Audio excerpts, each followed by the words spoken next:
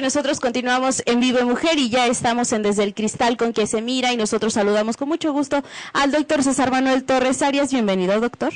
Hola, Mari. Bueno, pues el día de hoy vamos a abordar un tema muy interesante que está enmarcado en festejos del Día del Niño y que precisamente vamos a hablar de eso, vamos a hablar de los niños y en este caso vamos a hablar del bullying. Es un tema, doctor, que puede parecer muy popular en estos últimos años, el que se ha estado generando toda una serie de políticas para combatirlo, se ha estado haciendo toda una serie de campañas precisamente para prevenirlo, pero ¿qué es realmente el bullying? Bueno, creo que empiezas bien con esto. Está como muy de moda el término. Sin embargo, el hecho no está de moda, ¿no? Esto ha sido desde toda la vida. De hecho, tiene mucho que ver con la identidad del mexicano, ¿no? Aunque pasa en muchos lugares del mundo, los mexicanos le damos una característica bien específica de nuestra personalidad. Entonces, el bullying es como una serie de actos que se dan de manera continua y constante en una convivencia que tienen no solo los niños, sino que tiene la gente en un medio determinado, donde este personaje, el agredido o la agredida, se convierte en el chivo expiatorio de esa comunidad, de ese grupo, ¿no? Entonces, creo que habría que, para poder entender qué es el bullying, había que identificar qué sí es y qué no es el bullying, ¿no? De entrada, quiero que aclaremos que utilizamos el tema del bullying porque nosotros hablamos de violencia contra las mujeres. Ese es el tema que nos reúne aquí, la violencia contra las mujeres y la prevención de esta, pues, ¿no? Entonces, para poder entender eso, tenemos que entender qué es el bullying, ¿no? O sea, cómo es que el bullying contribuye a la violencia contra las mujeres. Nada más que en este caso específico, o sea, pues pasa con hombres y mujeres, y no solo niños, sino también adultos, ¿no? Es muy bueno que tú lo ubiques ahora, ¿no? En el marco del Día del Niño, porque creo que eso es algo muy interesante. O sea, que como familia nosotros pongamos mucha atención al bullying en nuestros niños, ¿no? Que es una forma adecuada de poder romper con este fenómeno que es tan característico, que está tan arraigado en la personalidad del mexicano. Claro, entonces, ¿qué podríamos definir como bullying? ¿Cuáles son las características de lo que sí hace el bullying? Mira, lo que sí es el bullying es que un conjunto de actividades donde hay un desequilibrio entre un agresor y un agredido. Este agresor y agredido tienen un trato constante, o sea, están viviendo una relación constante, como por ejemplo un niño que va a la escuela y va todos los días, ¿no? Donde además contribuye toda la comunidad para que este niño sea el chivo expiatorio. ¿Qué es un chivo expiatorio? Un chivo expiatorio es un personaje que paga por las culpas de los demás. Es decir, cuando hay cierta tensión en un grupo, el niño que menos capacidad tiene de defenderse, que siempre es el que tiene el carácter más blandito, el más débil, el que es el gordito, el que es el cuatro ojos, el que, etcétera, el que tiene determinadas características que hace que no se pueda defender, entonces todo el mundo coloca toda la atención en ese personaje. Esto es un fenómeno característico de todos los sistemas, de todos los grupos. Nos gusta, y no solo porque nos guste, o sea, ubicamos siempre todos los sistemas una válvula como de salida de escape en un personaje en el que menos se puede defender. Se llama chivo expiatorio. Entonces imagínate que eso pasa, por ejemplo, en los grupos escolares, donde hay un niño que se puede defender lo menos posible y hay un otro niño, el más gandalla, ¿no? De hecho eso significa bully, ¿no? El gandalla, el asesino, ¿no? El lastimador, que también tiene conflictos, ¿no? Llega y entonces saca todos sus conflictos en el que no se puede defender. El entorno contribuye a que esto funcione así, porque como no se puede defender, ni los maestros se meten tanto en broncas, los papás mismos dan muchas vueltas, pero si no se puede defender el niño, no van a hacer mucho, mucha laraca, ¿no? Mucho problema al respecto, ¿no? Claro, y es ahí donde empezamos a diferenciar precisamente el bullying del maltrato, porque en el bullying no nada más está el victimario y la víctima, hay más participantes. Sí, por supuesto. Es importante identificar que los participantes del bullying son el acosado, o sea, el personaje que es el chivo expiatorio, ¿no? La víctima, pues, ¿no? Que casi siempre es el mismo durante un tiempo largo, de forma constante. El bully es el gandalla, el agresor, ¿no? La persona que aparentemente todos le tienen miedo y que por supuesto ocupa la personalidad del agredido para sentirse más fuerte. Pareciera que ahí se termina el problema, pero no es así. Están los padres incongruentes, ¿no? De repente hay papás que permiten todo lo demás, pero menos que toquen a su hijo, ¿no? Y le dicen al hijo, si tú no le pegas a fulanito, yo te pego a ti, ¿no? Claro. Eso es terrible. Porque en lugar de que el niño se sienta verdaderamente apoyado y entienda el fenómeno y ponga límites, estás haciendo agresivo al niño. Y ojo, hacer agresivo a un niño o a una niña no significa que lo eduques para darle golpes. Hacer agresivo a un niño significa que lo educas para que aprenda a callarse y a recibir golpes también, ¿no? Claro. Y en un momento determinado, cuando encuentre a alguien que no se puede defender, le da golpes. Eso es agresivo y eso es terrible, o sea, si yo lo estoy promoviendo como educador. Normalmente, eso lo hacen los papás incongruentes, es decir, los papás que creen que están educando a los hijos, pero que no le ponen congruencia a este aspecto educacional. Y además, como otro de los participantes en el bullying, están los educadores pasivos. ¿Cuántas veces nosotros hemos visto al maestro o a la maestra que no se meten, no se involucran? Se dan cuenta que fulanito es el chivo expiatorio y en lugar de que se distribuya este asunto a nivel grupal, no, o sea, evidencia que ese niño es el que menos se defiende. Yo creo que sería buenísimo. Bueno, ya está sucediendo, pues, en las escuelas que los papás, los maestros tomen cursos de lo que esto implica, porque no se trata de evidenciar y decirle a todos los niños que este es el que menos se defiende y que ahora hay que defenderlo. No, se trata de equilibrar las fuerzas de desequilibrio en ese grupo, ¿no? Claro. Entonces, está el acosador, el bully, los padres incongruentes y los educadores pasivos. Pero hay un personaje que también tiene que ver con esto, en el que estamos involucrados casi todos, y ahí es donde entra la personalidad de nosotros como mexicanos o como latinoamericanos, que es ser testigos. ¿Cuántos de nosotros no hemos visto que alguien le está dando un zape a otra persona que no se sabe defender? Y nosotros, en lugar de hacer algo, nos reímos, porque es muy chistoso, porque se le cayeron los lentes, porque pone una cara muy simpática, por lo que sea. Creo que este es uno de los puntos que debería de encender nuestras venas, ¿no? Es decir, si nosotros somos capaces de permitir la injusticia en estos detalles que podrían parecer pequeños, no vamos a levantar nunca la voz cuando realmente algo grueso esté pasando en nuestra vida, ¿no? Creo que nuestra educación debería de estar diseñada para no permitir actos de injusticia de este tipo, ¿no?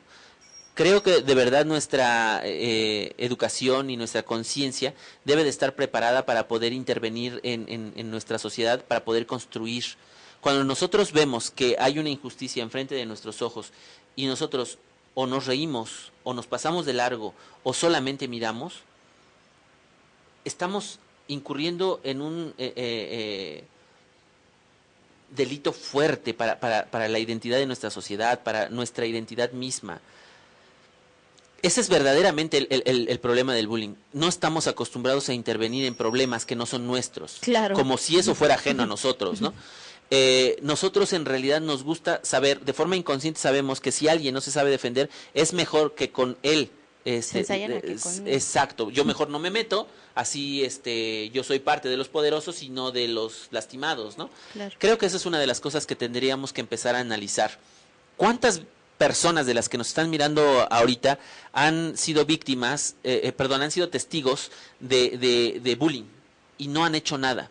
Ese Claro. es el verdadero problema del bullying. No, por supuesto tiene que ver con las características del acosado y del acosador, pero tienen bastante más que ver con la reacción que nosotros tenemos cuando vemos una injusticia, cuando vemos que algo que no es adecuado se está llevando a cabo, ¿no? Sí, es que eso es muy importante, el saber ser voz precisamente de todos estos actos que en el peor de los casos, y ya lo hemos visto, terminan en graves consecuencias y a veces hasta con la vida de los agredidos. En este caso, ¿qué es lo que no es considerado bullying? Lo que no es bullying, Claro. Y sí, es buena tu pregunta porque a veces la gente, alguien le hace una broma y dice, no, me está haciendo bullying, ¿no? Claro. Y es a veces un chiste. Y estamos empezando a caer en la sobreexplotación de la palabra. Así es. Fíjate que ha habido gente que llega al consultorio y me dice muy serio, es que mi mujer me está haciendo bullying.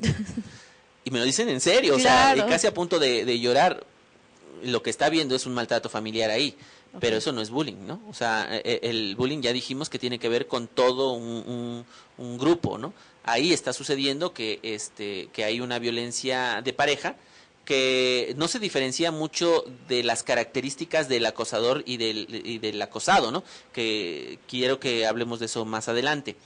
Pero la violencia intrafamiliar no es bullying, ¿no? Ok. A veces hay niños que dicen que sus papás les hacen bullying porque les ponen reglas, ¿no? Castigos. Castigos. Eso no es bullying, eso tiene que ver con la dinámica Familiar. de familiar. Esté adecuada o no, eso es otra cosa, pero eso no Ok. es bullying. Ok.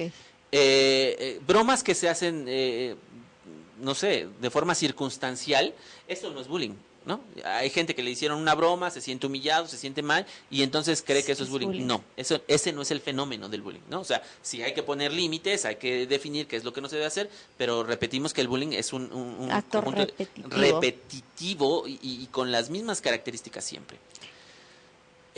O por ejemplo, cuando alguien genera un abuso laboral, por ejemplo, o incluso escolar contigo desde la autoridad, eso tampoco es bullying, ¿no? O sea, la autoridad para los individuos que están abajo de la autoridad no es un bullying, o sea, se refiere a otro fenómeno, pero bullying no es.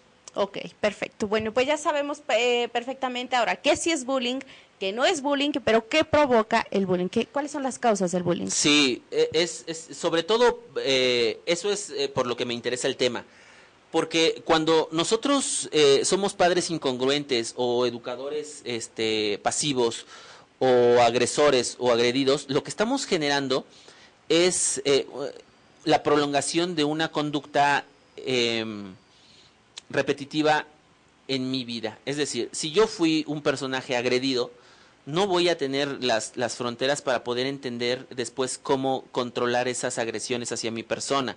Y seguramente voy a ser una mujer o un hombre golpeado en mi familia. O sea, voy a generar, o sea, no soy yo, sino el sistema genera que los individuos sean víctimas o victimarios. Por supuesto, estas cosas que son muy extremas, que hemos visto mucho actualmente, como hay una desesperación tan grande en las víctimas de bullying que terminan suicidándose o terminan lacerándose o lastimándose. Esto es muy común porque es un acoso, ¿no? Y entendamos que el acoso implica no tener escapatoria, ¿no? Así es. Y esto es como muy llamativo, el asunto de que la víctima se quite la vida, pero hay bastantes más víctimas que no se quitan la vida y que sufren terriblemente y que tienen otras formas de escape, como el alcoholismo, como la drogadicción, como la prostitución, como la salida de la casa, como irse con un novio o una novia para poder dejar todo este asunto que me resulta acosador, ¿no? O sea, sin darme cuenta que esa falta de límites me la llevo con mi novio o con mi novia. Claro. Etcétera, ¿no? La misma delincuencia es otro de los aspectos a considerar como consecuencias de un bullying mal manejado, ¿no? Entonces, ¿cuál es la labor de todos como sociedad precisamente para poder contraatacar el bullying? De entrada, como siempre lo hemos dicho en esta tu sección que tiene que ver con la prevención de la violencia contra las mujeres, es darnos cuenta. Creo que ese es el primer punto, ¿no? ¿Qué es lo que qué es el bullying, ¿no? ¿Qué es la violencia? Cuando yo identifico los conceptos, entonces puedo ver qué es lo que sí debo de trabajar con mi familia y hacer prioridades para esto. Una de las prioridades más importantes es la educación. O sea, creo que una de las herramientas que nosotros podemos tener con respecto a eso es la educación. Yo recuerdo que uno de los programas que hicimos aquí fue, y de los primeros, fue la educación. La educación es coherencia. Porque esa es el arma más importante para poder trabajar con la violencia contra quien sea. Es decir, dijimos que la educación es un conjunto de cosas que tienen que ver con una adaptabilidad adecuada. Entonces, de lo que se trata es de darles las herramientas a nuestros hijos para poderse adaptar a los grupos. Algo de lo que no hemos hablado y que dije que quería yo que habláramos es sobre las características del agresor y del agredido. Fíjate que ambos tienen características muy parecidas, por eso se encuentran, por eso se vinculan y por eso hacen clic. Porque ambos tienen familias disfuncionales.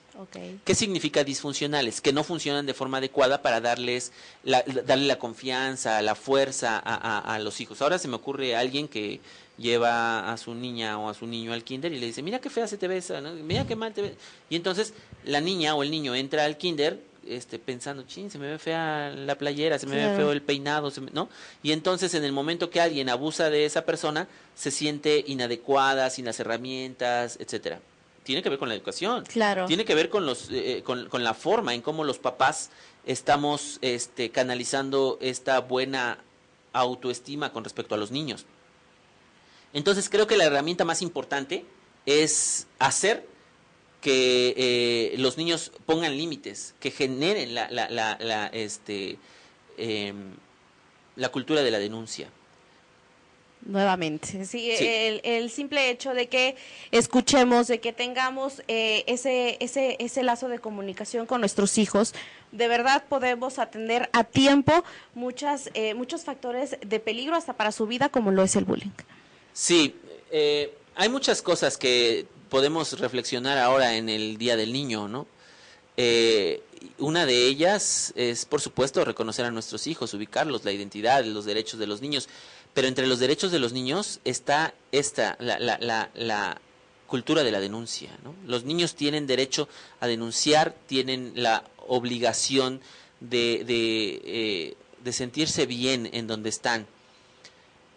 Y creo que una de las cosas que nosotros tenemos que cuestionarnos es saber si nosotros somos parte de los testigos de bullying, ¿no? Claro. Eso debería de encender la sangre que va en nuestras venas, ¿no? O sea, no permitir una injusticia frente a nosotros. Eso cambiaría muchas cosas del mundo y de nuestra identidad.